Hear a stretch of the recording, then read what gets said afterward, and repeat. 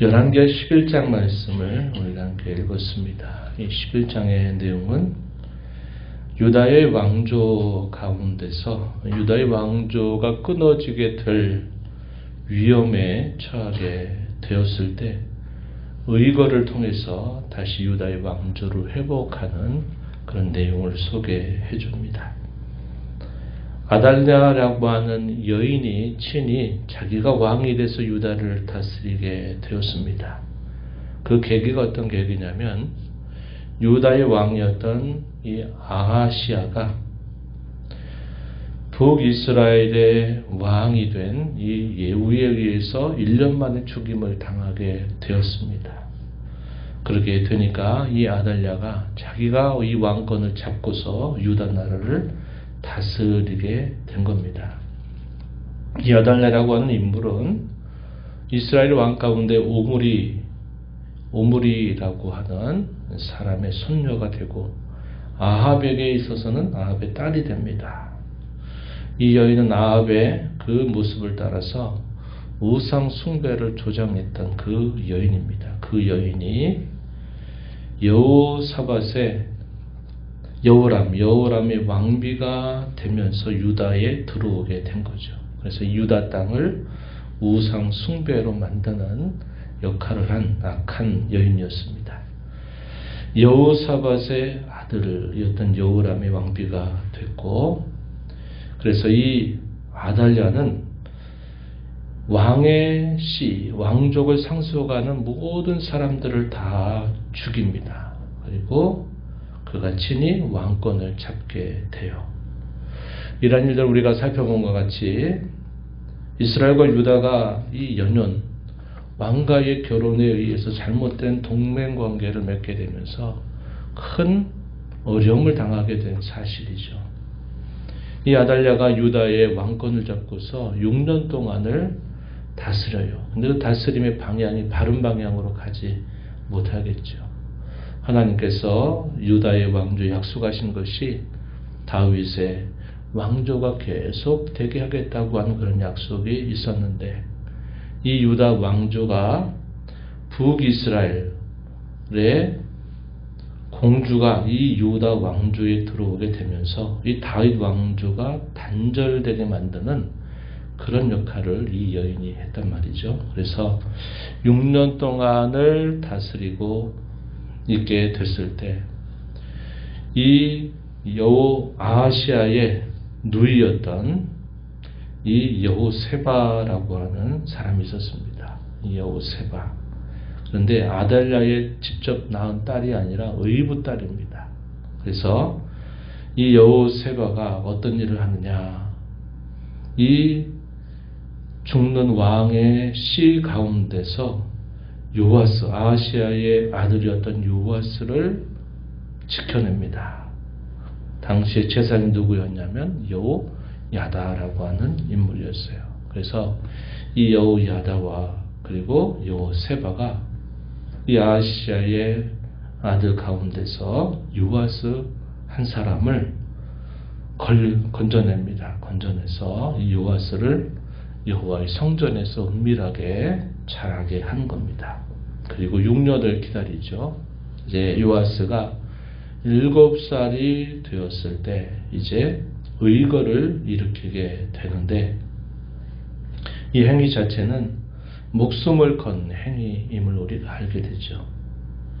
당시에 대세는 아달랴가 왕권을 잡아서 그의 수중에 다 굴복하는 것이 그들에게 마땅한 것처럼 보였습니다. 그러나 이 여호야다와 여호세바는 이래서 안 된다. 다윗의 왕조가 끊어지는 일들은 이것은 결코 하나님의 뜻이 아니다 라는 생각을 가지고 목숨을 걸고 성전에서 은밀하게 이 요아스를 계속 양육하는 일을 하게 된 겁니다. 그리고 제7년이 되던 해에 제사장 여호야다가 의거를 일으키는데, 그 목적은 다윗의 혈통을 다시 있게 하기 위한 목적이었습니다. 이것은 하나님의 뜻에 잘 맞는 그러한 목적이었죠. 그래서 이 의거를 일으키는데 어떻게 하느냐, 백부장과 언약을 세우고 여호와 이름으로 맹세를 하게 합니다. 여호와의 성전에서 그렇게 하고요. 가릿 사람의 백부장, 호위병의 백부장과 더불어서 언약을 세워요. 그 내용이 어떤 내용이겠습니까? 그런 내용이겠죠. 우리가 이렇게 되면 안 된다.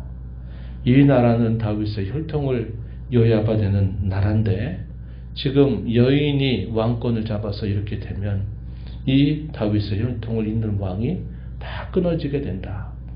그러니 이것이 하나님 결코 원하는 뜻이 아니기 때문에 이 일들을 우리가 이제 바로 잡아야 된다 하는 그런 내용들을 골자로 해서 언약을 세웠다. 이렇게 우리가 볼 수 있겠어요. 그리고서는 행동 지침을 구체적으로 세우고 그 내용들을 백부장들에게 전달합니다. 5절부터 7절 읽은 말씀에 보니까 안식일에 들어오는 자, 출입하는 자들에 대한 규정을 이야기하는데 안식일에 들어와서 지키는 군사들 가운데 3분의 1은 왕궁을 방비하게 하고 3분의 1은 수로문 입구를 지키게 하고 또 3분의 1은 호위대 뒷문을 지키게 하고요. 이 안식일에 들어왔다가 나가는 군사들 중 그 군사들을 두 대로 나누어 가지고 여호와의 전을 주의하여 왕을 호위하라고 하는 구체적인 행동 지침을 전달하고 백부장들은 그에 따라서 일사불란하게 그렇게 군사들을 운용하게 된 것입니다. 왕을 호위하고 왕이 출입을 하게 될 때 그 왕을 보좌하고 대열에 침범하는 사람은 누구든지 다 죽여라. 그리고 손에 무기를 잡게 한 것입니다. 그리고 이 여호야다는 백부장에게 다윗의 창과 방패를 그들에게 건네주면서 우리가 이 일을 성공해야 된다. 이렇게 말을 했을 것입니다. 그리고 나서 어떻게 하느냐. 이 요아스를 왕으로 세우게 됩니다. 그 어린 요아스에게 면류관을 씌우고 율법책을 그의 손에 건네주고 그에게 기름을 부어서 왕으로 삼고 만세를 부르게 된 것입니다. 우리가 읽은 말씀 12절 말씀 가서 보시면 이렇게 기록합니다. 여호야다가 왕자를 인도하여 내 왕관을 씌우며 율법책을 주고 기름을 부어 왕으로 삼음에 무리가 박수하며 왕의 만세를 부르니라. 이렇게 표현되어 있습니다. 이러한 소식을 통해서 백성들이 기뻐하는 거예요. 우리나라가 이렇게 되면 안 된다 하는 생각에 백성들이 동감을 하면서도 그 왕의 권세 앞에 함부로 나서지는 못했던 차에 이러한 일이 진행이 되는 것을 보면서 이 일이 옳다 그러면서 드디어 우리에게 이러한 왕이 세워졌다 하는 것을 기뻐하면서 만세를 부르게 된 것입니다. 이러한 소리가 누구의 귀에 들려가느냐? 아달랴에게 이러한 소식이 들려지게 된 것입니다. 그래서 이 아달랴가 여호와의 성전으로 들어가서 그 광경을 지켜보니까 어떤 모습이 펼쳐지느냐. 14절 읽은 대로 왕이 규례대로 단 위에 서 있고 장관들과 나팔소가 왕의 곁에 모셔 서 있고 온 백성이 즐거워하면서 나팔을 불고 있는 광경을 보게 된 겁니다. 이게 뭐를 떠올리느냐? 왕의 대관식을 떠올려주는 그런 모습이죠. 아달랴가 이걸 보고서 반역이다 반역이다 너희가 있지 어찌 이렇게 하느냐 하면서 반응을 보이게 됩니다. 그때 여호야다가 이 백부장들에게 명령을 내립니다. 그를 대열 밖으로 몰아내라. 그를 따르는 자는 모두 칼로 죽이라 하는 명령을 내리게 된 겁니다. 그렇게 명령하게 된 목적은 여호와의 성전에서 죽이는 일이 없게 하기 위한 목적이었다. 이렇게 소개를 해줍니다. 그래서 이 아달랴를 대열 밖으로 몰아내어 왕궁 말이 지나가는 그 통로에서 이 아달랴와 그를 따르는 모든 추종자들을 죽이게 됩니다. 그러면서 이 아달랴의 6년 통치가 끝나게 됩니다. 15절에 기록된 말씀에 보면은 16절입니다. 16절 가서 보시면 이렇게 말해요. 이에 그의 길을 열어주며 그가 왕궁에 말이 다니는 길로 가다가 거기서 죽임을 당하였더라. 그래서 우리가 이것을 의거라고 말하는 겁니다. 사실 누가 반역을 한 겁니까? 아달랴가 반역을 한 거죠. 자신이 왕이 되면 안 됨에도 불구하고 안 되겠다 싶어서 모든 왕의 씨를 다 진멸하고 자기가 왕권을 잡고 있는 겁니다. 자기가 잘못된 그런 정변을 통해서 왕권을 잡았는데 나중에는 뭐라고 말합니까? 반역이다 라고 말하는 거예요. 자기 입장에서 봤을 때는 그게 반역으로 보여도 사실은 아달랴가 반역을 한 거죠.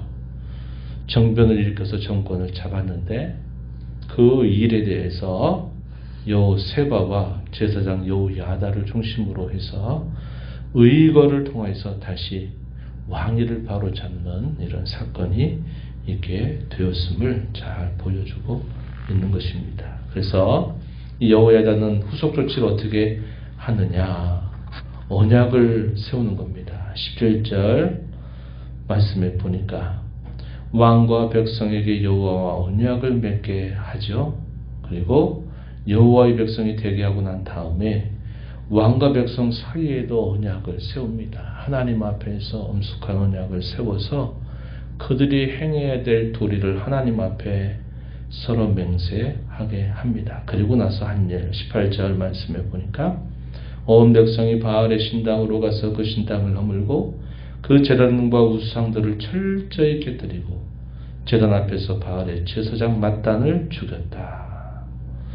제사장이 관리들을 세워서 여호와의 성전을 지키게 하고 백부장들과 또 가릿 사람 호위병과 온 백성을 거느리고 왕을 인도해서 여호와의 성전으로부터 이제 왕궁에 이르도록 왕을 인도해서 마침내 왕의 왕자의 이 요아스를 앉게 한 것입니다. 그 일로 인하여 온 백성들은 기뻐하고 그 성에 평안이 찾아오게 되는 놀라운 결과를 가져왔음을 말해주고 있습니다. 그때 요아스의 나이가 이제 7살 되는 어린 나이였음을 보여주고 있죠. 이 요아스에 대해서 우리가 아는 바와 같이 이스라엘 역사 가운데 특별히 유다의 선왕으로 잘 알려져 있는 인물입니다. 종교 개혁을 단행하는 그런 훌륭한 일들을 감당했던 왕으로 알려져요. 우리가 이제 이후에 살펴보게 될 것입니다. 그래서 바알이 이 유다 땅에 들어왔더니 모든 것들을 제거하는 종교 개혁을 하면서 유다의 왕권이 다시 왕정 복구가 이루어지게 되는 그런 결과를 기록해주고 있어요.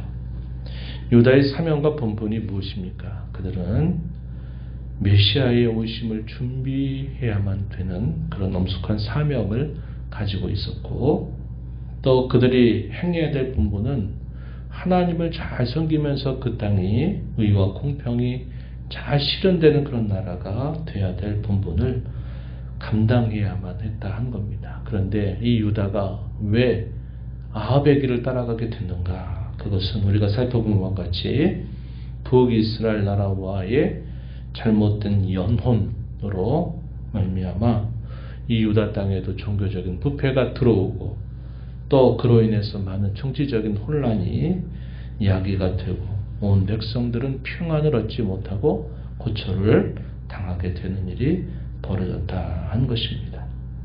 바로 이런 잘못된 이러한 일들을 바로잡기 위해서 여호야다를 통하여 의거를 일으키게 되면서 다시 유다의 왕조를 다시 세우는 그런 일을 보게 되죠. 이것은 하나님의 언약이 계속 이어지게 하는 아주 중요한 일을 감당한 사실임을 보게 되는 겁니다. 세상의 권력 앞에 무릎을 꿇고 그 권력 앞에 굴종하는 자세가 아니라 목숨을 걸면서도 하나님의 뜻을 세우려고 하는 그 신앙적인 용기, 이것을 통해서 나라가 바로 세워지게 되는 귀한 열매가 따라왔음을 보여주고 있는 겁니다. 우리 성도들은 이러한 신앙의 자세를 본받아야 합니다.